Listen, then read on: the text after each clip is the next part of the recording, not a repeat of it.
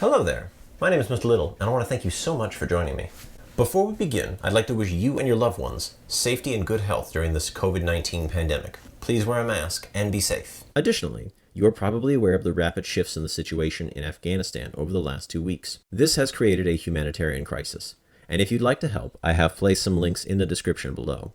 So please help if you can. With that said, let's start off today's video with a question. Have you been to your nearest public building lately? Perhaps a library or museum? You may have been greeted up front by an imposing row of marble columns as you entered the building, and perhaps these marble columns were supporting a stone pediment with an elaborate relief sculpture in the center. Perhaps these pediments were supporting a large concrete dome. If you have seen one or all of these put together, you have seen an example of neoclassical architecture. The neoclassical movement, popular in 19th century Europe and the United States, looks to ancient Greek and Roman architectural styles. The ubiquity of this style is just the most obvious way that ancient Greeks and Romans continue to influence our society today. In addition to architecture, our literature, our politics, our conceptions of art and philosophy, and so much more we owe to the ancient Greeks and ancient Romans. The ancient Greeks and ancient Romans shared much in common, so much so that today we use the term Greco-Roman to describe the legacy of these two cultural realms. Despite their similarities, there were major differences in the geopolitical context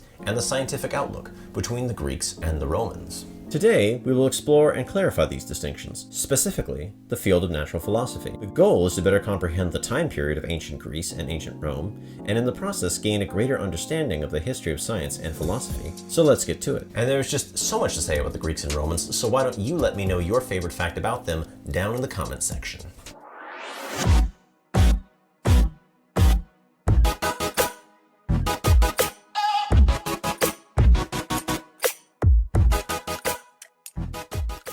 I should probably clarify some terms, because today there is a country called Greece and a city named Rome. The term ancient Greece refers to a time period between 900 and 300 BCE when a loose collection of independent city-states on the Aegean coast coexisted and occasionally fought one another. These states centered on a polis or town and its surrounding regions. These various polis were only unified once, and despite Greek as a common language, each city possessed its own cultural identity. If you are familiar with the film 300, you can appreciate the militaristic culture of Sparta, and compare that with the image we have of ancient Athens as a limited democracy and center of learning. By contrast, ancient Rome refers to the rise of the Latin-speaking city of Rome, from a kingdom to a republic to an empire by the beginning of the first millennium, before slowly collapsing by the mid-5th century CE. The Roman Empire looms large in the historical memory of Europe. With continental rule, a united culture, and a strong military, throughout history, this legacy would inspire other rulers in the region to attempt a recreation of the empire.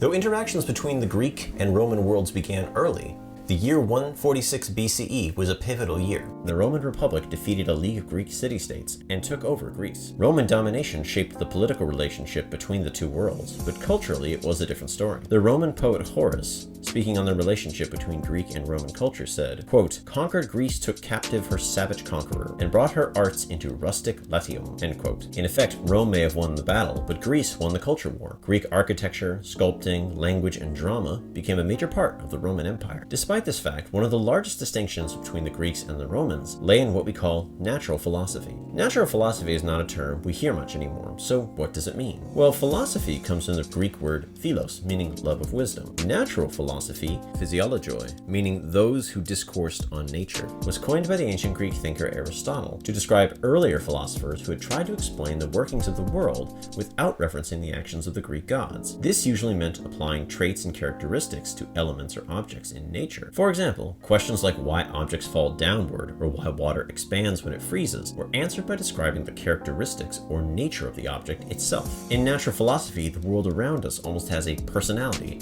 and was perceived in qualitative terms. One ancient Greek philosopher named Plato sought to explain the world through his theory of the forms. According to Plato, this world was an imperfect replica of the world of the forms, an unseen realm where ultimate truth resides. The height of this realm is the ultimate good, represented in the real world by the sun and the sky. The theory of the forms explains the various characteristics of features in the world. For example, certain things seem beautiful, like a flower, because it reflects the ultimate beauty of the forms, though it is an imperfect replica and hence will. Another natural philosopher, one of Plato's students named Aristotle, is considered the pioneer of natural philosophy. Aristotle mainly broke with Plato in arguing that forms exist on Earth, not in an unseen realm. According to Aristotle, in order for something to be real, it must have substance, that is, it must physically exist, have a form, and a purpose or reason for existing, that is, matter. Hence, Aristotle often describes physical phenomenon in teleological language, that is, seeking a final purpose. For example, Aristotle, in explaining the motions of objects, stated, quote, "To the extent that nature is a source or cause of being moved and of being at rest, belongs primarily in virtue of itself, and not in virtue of an attribute," end quote. Aristotle explains that objects move to their natural state. Now, scientists today would not speak of a natural state, though this statement hints at the concept of potential energy. The power of these ideas is testified to by the fact that both Plato and Aristotle established academies in Greece. One final school we should look at were the Epicureans, who argued that the world was made up of small particles moving at random through space. Effectively, atomic theory over 2,000 years before the atomic bomb. Now contrast these three ideas with the ideas of science today. Scientists today study the world in categories such as biology or physics, and follow a scientific method, and seek quantitative results that they can measure. If the shift from natural philosophy to science is a positive or negative development, I leave that judgment up to you. Nonetheless, natural philosophers, by their work, took some of the first steps towards what we would consider modern science. And what of the Roman contribution to natural philosophy? Well, there really aren't any, so to speak. Natural philosophy in Rome took on a distinct form, that of the popular summary, or encyclopedia. Much in the same way, in the 21st century, it is considered fashionable to be able to discuss politics or the latest trends in the stock market. The noble houses of Rome would often pay handsomely for slaves from Greece, that they might be de facto live-in tutors and teach them how to speak Greek so that they could partake in discussions of Greek philosophy. However, popular summaries have the effect of watering down and simplifying big ideas, something a YouTube channel called HistoryBites totally does not engage in. For example, the Greek work, Phenomena, it was originally written to explain how the constellations move in the night sky. The Latin version, written in rhyme by the Roman poet Aratus, attributes all the movement in the sky to Zeus, and it lacks any explanation of heavenly motion. But this begs the question of why? Why did the Romans lack a native school of natural philosophy? It's worth noting that we largely remember the Roman Empire for its structures, both physical and political. We remember the Colosseum, the aqueducts, the temples. The Roman Empire was a massive geopolitical body, encircling an entire sea, stretching from North Africa to the British Isles. The vast variety of landscapes within the empire meant that in order to run it and manage it effectively required a focus on ingenuity and technical logistics. Think of the Roman roads which crossed the empire. These were primarily for the benefit of the army and administrators, not private citizens. Or consider the engineering skill needed to build the Pont du Gard aqueduct, carrying water over 30 miles to a population center. Remember the dome from the beginning of the video? Domes of this size are only possible because of the development of Roman concrete. The Pantheon, one of the best examples of Roman engineering, would not have been possible without the flexibility of concrete to build the dome. Contrast the Roman Empire with ancient Greece. Individual city-states built empires, such as the Athenian Delian League, but these were localized to the Aegean region, with a small population and not requiring massive infrastructure. It could be said there was a distinction between the Roman world and the Greek world, which can be described in two words, that of techne, doing, and episteme, or knowledge. If these words sound familiar, they are the roots of epistemology and technology. Ancient Greeks, representing episteme, are remembered for their contributions to natural philosophy, logic, literature, and drama. The ancient Romans, representing techne, are remembered for their mechanical and hydraulic innovations. Perhaps this is rather a kind of symbiosis, like an architect and an engineer. One designs and the other builds. Maybe it justifies the existence of the term Greco-Roman. Of course, this distinction, if broadly true, is still an oversimplification. The ancient Greeks built the Parthenon and an absolute ton of theaters throughout the Greek world, and in the Roman Empire, Plato's theory of the forms took on new dimensions, the ultimate good being transformed into a kind of god. People could look to and come closer to the ultimate good by practicing pure reason. Scholars refer to this as NEO-Platonism or New Platonism, referring to the ideas of Plato. So why is the techne episteme distinction significant at all? Well, its significance has more to do with what came after the Roman Empire. In the later period of the Roman Empire, the difficulties in running the vast realm led to a division into two separate empires, the Latin West and the Greek East. This, in effect, reduced the influence of Greek ideas in the territory of what would become Western Europe. With the official end of the Western Empire in 476 CE, communication and trade links between the Eastern and Western Mediterranean declined. Intellectual life in the western part of the Mediterranean was deprived of access to the works of Greek natural philosophers. According to historian of science Lawrence M. Principe, quote, "Specifically, in natural philosophy, The Latin Middle Ages began with scarcely more than a dozen works from all of antiquity, and these were predominantly Roman popularizations and encyclopedic works." End quote. For instance, the only book of Plato's to be widely available in the medieval period was the Timaeus. The Timaeus is a creation story explaining how the world was created, why there are the various forms, and how the elements such as earth, wind, water, and fire are each made of different shaped molecules. It is interesting, as it bears some resemblance to the Christian story of Genesis. If you'd like to know more, I've linked a podcast in the description.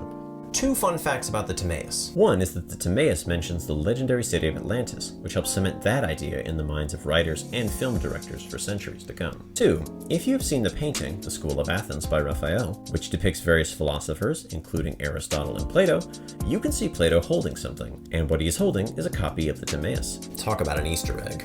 In our current age, there is a growing consensus among scholars that the time between the fall of the Roman Empire and the Renaissance in the early 15th century was not, as has been described, an intellectual and technological dark age. This idea of a dark age may be informed by the fact that the great accomplishments of the Roman Empire fell into disrepair and disuse. The population of cities collapsed. Rome fell from 1 million people down to 100,000. The thing about Techne is that it requires maintenance and upkeep, without which it crumbles. But unlike the crumbling of an aqueduct, the loss of access to detailed ancient Greek natural philosophy created a vacuum to be filled by a new philosophy. A new religion, Christianity, rose, gaining political influence in the later empire. This shift in the political winds led to the shuttering of both Plato and Aristotle's academies by the 6th century. Christianity was both a cause and a consequence of the decline in the popularity and widespread knowledge of Greek natural philosophy. This is in part why the popularization of Christianity is considered by some to be the end of the classical or the ancient era. Of course, this was not a clean break. Ancient Greek ideas influenced early Christianity. For example, St. Augustine, who was familiar with Neoplatonic ideas, argued that Christians' sin was a lack of sufficient love for God, in a similar manner to the lack of reasoning that kept a person from the ultimate good. The absence of access to most Greek texts shaped medieval science, which developed with only a summary understanding of classical knowledge. The later scientific revolution would be built on a critical analysis of ancient Greek texts. Such a critical eye might not have been possible if the texts had never disappeared in the first place. These texts were rediscovered or gradually reintroduced in the Western Mediterranean via Islamic translation movements and the migration of Greek scholars from the Eastern Roman Empire after the year 1000. Both Roman Techne and Greek Episteme shape the world we live in today. People around the globe live under the long arc of Greco-Roman tradition, from art to literature, from science to architecture. Recognizing the distinction between the Greek and the Roman parts of Greco-Roman helps us to better understand the ancient history of the region. The small city-states of ancient Greece gave birth to schools of natural philosophy. The Roman Empire focused on building major technological works to run their empire, and appreciated but did not innovate on or expand on Greek natural philosophy. This distinction shaped the intellectual history of the region. The poor understanding or outright absence of ancient Greek philosophy contributed to the rise of Christianity, and the reintroduction of these texts and the critical analysis of them would set the stage for the later scientific revolution. Well, I certainly hope you found this informative, and hey, why not like and subscribe so we can continue learning together? And hey, while you're at it, why not show which you consider yourself more to be a person of, Techne or Episteme? I've created a small line of Techne and Episteme stickers, linked to the sticker store in the description. But I want to thank you so much for joining me. My name is Mr. Little, and I hope I'll see you next time.